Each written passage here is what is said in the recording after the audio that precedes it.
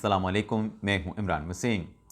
Nazir, programme में सबसे पहले साद रिजवी और अनस मलिक की गिरफ्तारी, तहरीक लब्बैक से जुड़ी जो अहम ख़बरें हैं उनकी डिटेल्स आपकी खिदमत में पेश करेंगे और इन ख़बरों की तफसीलात आपके साथ डिस्कस करने के बाद जो पेशावर हाई कोर्ट ने फ़ैसला दिया है गवर्नर खैबर पख्तूनख्वा को कल 4 बजे तक सुहेल अफरीदी से हलफ लेने का, और अगर वो हलफ नहीं लेते तो इस सूरत में जो स्पीकर के पी असम्बली हैं उनको इजाज़त दे दी गई है कि आप सुहेल अफरीदी से वज़ीर आला का हलफ लेंगे। पेशावर हाई कोर्ट के इस फैसले के बाद अपोजिशन का प्लान बी क्या है, प्लान बी पर हम बात करेंगे। इमरान खान को अदालत की तरफ से कल तक की क्या मोहलत दी गई है और अलीमा खान के अरेस्ट वारंट जारी कर दिए गए हैं। और इसके साथ साथ एक और भी खबर है करोड़ों रुपए की रिकवरी की, करोड़ों रुपए की बरामदगी की, जिसमें भारतीय करेंसी भी शामिल है। इस खबर की डिटेल भी आगे चल के आपके साथ हम शेयर करेंगे, लेकिन प्रोग्राम का आगाज़ करने से पहले आपसे दरख्वास्त के चैनल को सब्सक्राइब कर लें, बेल आइकॉन का बटन प्रेस करें। वीडियो पसंद आए तो इसे लाइक और शेयर ज़रूर कीजिएगा।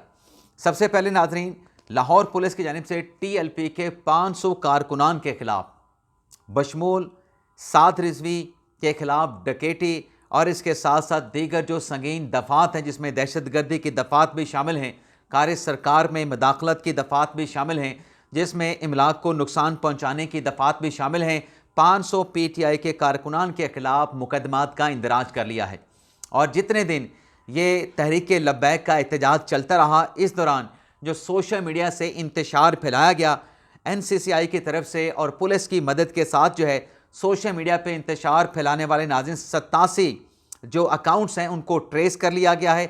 ना सिर्फ 87 अकाउंट को ट्रेस कर लिया गया है, 35 अफराद को गिरफ्तार भी कर लिया गया है और पुरतशद्दुद कार्रवाइयों पर मज़ीद अलग से 25 मुकदमात का अलग से जो है वो इंदराज किया गया है, जिनमें दहशतगर्दी, इक़दाम कत्ल और इसके साथ साथ संगीन दफ़ात, डकैती की दफ़ात भी जो है वो शामिल की गई हैं और 200 अफराद की गिरफ्तारी के लिए छापे मारे जा रहे हैं। 17 जो कारकुनान TLP के गिरफ्तार हुए थे, 35 तो अभी सोशल मीडिया वाले गिरफ्तार हुए हैं जिनको कल अदालत में पेश किया जाएगा, 24 घंटे पूरे होने के बाद पेश किया जाएगा। लेकिन ये जो 17 हैं, इन 17 को आज ATC अदालत लाहौर में पेश किया गया। 30 दिन का इनका जिस्मानी रिमांड मांगा गया, लेकिन अदालत की तरफ से 17 दिन का जिस्मानी रिमांड दे के, बहुत ज़्यादा दिन है, लंबा जिस्मानी रिमांड है और पुलिस से आइंदा तारीख पर तफ्तीशी रिपोर्ट तलब कर ली गई है। जज मंजर अली गुल साहब ने इस केस की समाअत की है और इसी TLP के एहतजाज को लेके, प्रोटेस्ट को लेके जो रावलपिंडी इस्लामाबाद का जो इंटरचेंज है फैज़ाबाद का, जिसको बंद कर दिया गया था, और फैज़ाबाद के इंटरचेंज की बंदिश से जुड़वा शहरों के बासी बहुत ज़्यादा मुतासर होते हैं। ना सिर्फ बासी मुतासर होते हैं, जो मरीज़ होते हैं, जो स्कूल गोइंग बच्चे होते हैं, जो सरकारी और निजी इदारों में जो काम करने वाले मुलाजमिन होते हैं, उनको भी शदीद तंगी और मुश्किलात का सामना करना पड़ता है। तो फैसला ये हुआ है कि फैज़ाबाद को भी ट्रैफिक के लिए खोल दिया जाएगा, फैज़ाबाद इंटरचेंज को, और फैज़ाबाद पे जो होटल्स हैं, जो रेस्टोरेंट हैं, जो अपना बस स्टैंड्स हैं, उनको भी खोलने के अहकामात जो है वो जारी कर दिए गए हैं। इसके साथ साथ पुलिस की तरफ से जो TLP के ऑफिस से, साद रिजवी साहब के ऑफिस से, TLP के वो सरबराह हैं, वहाँ पर जो रेड के दौरान, छापे के दौरान जो रकम वहाँ से रिकवर की गई, उसकी तफसीलात भी जारी कर दी गई हैं। नाज़रीन, बड़ी हैरानकुन तफसीलात हैं कि एक मजहबी जमात का सरबराह, माजरत के साथ मुझे ये रिपोर्ट करना पड़ रहा है और रिपोर्ट हम क्यों ना करें, हमारा काम ही रिपोर्ट करना है, लेकिन जिसका कोई कारोबार नहीं, जिसका कोई ज़रिया मुआश नहीं, ज़रिया रोज़गार नहीं, उसके घर से 11.5 करोड़ रुपए पाकिस्तानी करेंसी बरामद हुई है। 11.5 करोड़ रुपए कैश में पाकिस्तानी करेंसी और तकरीबन 6.5 करोड़ मालियत के जेवरात बरामद हुए हैं। ये 18 करोड़ रुपए बनते हैं और 50,000 की इंडियन करेंसी बरामद हुई है, जो कि 50,000 में 1.5 लाख रुपए ये बनते हैं। और इसके अलावा गैर मुल्की करेंसी है, ब्रिटिश पाउंड हैं, डॉलर्स हैं, सऊदी रियाल हैं, मुत्तहिदा अरब अमारात के दरम हैं। तो कमो पेश जो एक अंदाज़ा ज़राए की तरफ से बताया गया है, पुलिस ने तो सिर्फ बाइफरकेट करके बताया, लेकिन 23 करोड़ रुपए की 50,000 भारतीय करेंसी के साथ 23 करोड़ रुपए की बताया जा रहा है कि ये रिकवरी जो रेड किया गया है टीएलपी के ऑफिस पे, साद रिजवी साहब के घर पे, वहां से सब कुछ बरामद हुआ है। अब जिस शख्स का कोई कारोबार ना हो, इतनी खतीर अमाउंट जो है उसके घर से, वो भी कैश की सूरत में कैसे निकल आई? ये नाज़रीन बड़े संगीन सवालात जन्म लेते हैं। और जहां तक साद रिजवी और अनस रिजवी की गिरफ्तारी का मामला है, तो कल रात के व्लॉग में हमने ये क्लियर कर दिया था कि हमें ज़राए ने कन्फर्म किया है कि वो सिक्योरिटी इदारों की तहवील में नहीं है। लेकिन आज सिक्योरिटी ज़राए की तरफ से ये खबर दी गई है और कन्फर्म किया गया है कि जो टेक्निकल ट्रैकिंग है उसके ज़रिए दोनों भाइयों का जो सुराग है कि वो कहाँ पे छुपे हुए हैं, वो सुराग उनका लगा लिया गया है। और दोनों भाइयों का, साद रिजवी का, अनस रिजवी का जो दायरा कार है, यानी जहाँ पर वो छुपे हुए हैं या पनाह ली हुई है, वो उनका घेरा वहाँ पे तंग किया जा चुका है। और सिक्योरिटी फोर्सेस जो हैं उनकी गिरफ्तारी के लिए मुकम्मल तौर पे अलर्ट हैं। लेकिन सिक्योरिटी ज़राए का ये कहना है कि भागने की इनको इजाज़त नहीं दी जाएगी, और जो इन दोनों को भागने में मदद करेगा उनके खिलाफ भी कानूनी कार्रवाई की जाएगी। तो कानूनी रास्ता दोनों के पास, साद रिजवी के साथ अनस रिजवी के पास ये है कि वो अपने आप को पुलिस के हवाले कर दें। अगर वो ज़ख्मी हैं तो उनका सरकार की तरफ से उनका इलाज मुआवजा भी जो है वो करवाया जाएगा। इसके अलावा मुरीद के पुलिस ने भी कोई 32 मुकदमात का जो है वो इंदराज किया है। 32 मुकदमात का नहीं, जो वहाँ पे तोड़ फोड़ की गई है, इमलाक को नुकसान पहुँचाया गया है, जो मुकदमा मुरीद के पुलिस ने दर्ज किया उसमें 32 ऑफेंसेस लगाए गए हैं। डकैती, इक़दाम कत्ल, लूट मार, इमलाक को नुकसान पहुँचाना, कार्य सरकार में मदाखलत करना। तो ये नाज़रीन तहरीक लब्बैक से और साद रिजवी साहब और अनस रिजवी साहब से जुड़ी जो अहम खबरें हैं, ये तो तफसीलात उनकी हो गई। अब आते हैं जो पेशावर हाई कोर्ट ने फैसला दिया है पाकिस्तान तहरीक इंसाफ की दरख्वास्त पे। अब अदालती कार्रवाई में क्या हुआ, क्या सवालात पूछे गए, जज साहबान ने क्या रिमार्क्स दिए, वो तमाम बातें पीछे रह जाती हैं। डायरेक्टली हम फैसले पे आते हैं, जिसमें अदालत ने गवर्नर खैबर पख्तूनख्वा को ये हुक्म दिया है कि आप कल 4 बजे यानी 15 अक्टूबर 4 बजे तक नया जो मुंतखब वज़ीर आला सोहेल अफरीदी हैं उनसे आप हलफ लें, और अगर गवर्नर हलफ लेने से इनकार करे तो पेशावर हाई कोर्ट ने कहा है तो फिर जो स्पीकर केपी असम्बली हैं वो नए वज़ीर आला से उनके मनसब का, उनके ओहदे का हलफ ले लें। अब पाकिस्तान तहरीक इंसाफ के हक़ में फ़ैसला है, पाकिस्तान तहरीक इंसाफ के ख़िलाफ़ फ़ैसला नहीं है। और ये वही अदालत है जिसे 26वीं आईनी तरमीम का ताना दिया जाता है कि हमारे लिए गुंजाइश ही नहीं, हमारे हक़ में फ़ैसला नहीं आता। अब कोई लोग ये एतराज़ कर सकते हैं ये तो पेशावर हाई कोर्ट है, वही सुप्रीम कोर्ट से भी 8 मुकदमात में, 9 मई के 8 मुकदमात में क्या इमरान खान साहब की ज़मानतें नहीं हुई? क्या इमरान खान साहब के पार्टी के कारकुनान की 9 मई के केसेस में ज़मानतें नहीं हुई? वो भी 26वीं आईनी तरमीम वाली अदालतें थीं। और बल्कि 26वीं आईनी तरमीम के बाद सुप्रीम कोर्ट में एलिवेट होने वाले जजेस थे, और चीफ जस्टिस अतीक शाह साहब जिन्होंने आज तहरीक इंसाफ के हक़ में फ़ैसला दिया है, वो भी 26वीं आईनी तरमीम के बाद जुडिशल कमीशन के ज़रिए, जिसमें हुकूमत की अक्सरियत है, वो पेशावर हाई कोर्ट के चीफ जस्टिस बने हैं।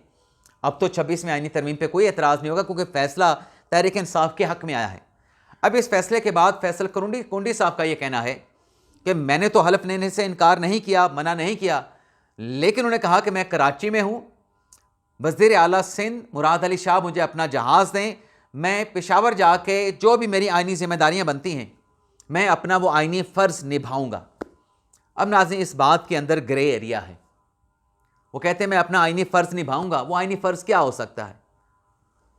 हम एक मफरूज़ा घड़ लेते हैं।